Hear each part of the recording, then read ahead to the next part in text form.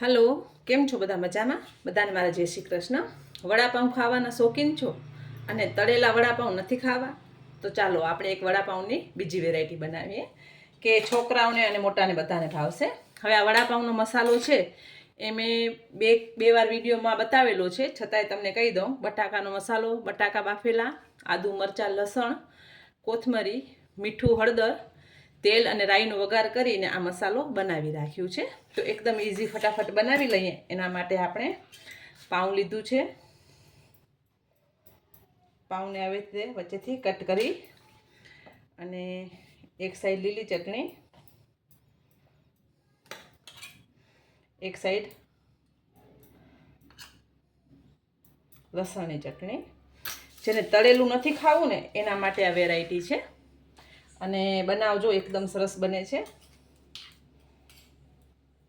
વડાપાઉંનો મસાલો ઉપરથી એની જે સૂકી ચટણી કહેવાય ને થોડીક એ લઈ લઈએ અને થોડુંક ચીઝ હમણાં લઈએ કે થોડુંક પછી લેશું. તો આ ચીઝી વડાપાઉં તળેલા નથી પણ શેકેલા છે, તો આપણે આને શેકી લેશું. મેં નોનસ્ટિક પેન મૂક્યું છે, એનામાં આપણે શેકી લેશું. હવે તમને ઘી કે બટર જે ગમતું હોય એનાથી આપણે આને શેકી લેવાનું છે.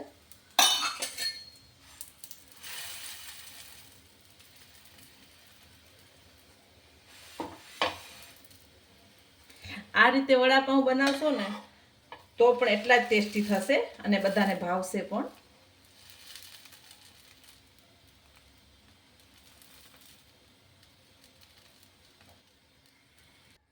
તો વડાપાઉં આપણે બંને બાજુથી સરસ શેકી લેવાનું છે.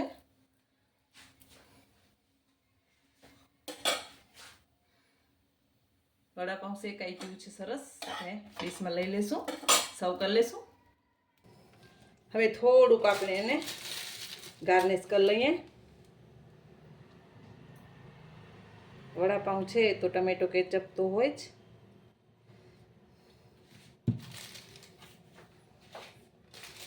છોકરાઓને ભાવે એવું મેયોનીઝ,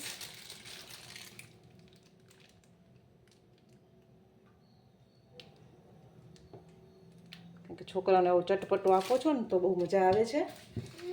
અને એની ઉપર ઘણું બધું ચીઝ. તો આપણી એક તળ્યા વગરની વડાપાઉંની વેરાયટી રેડી છે.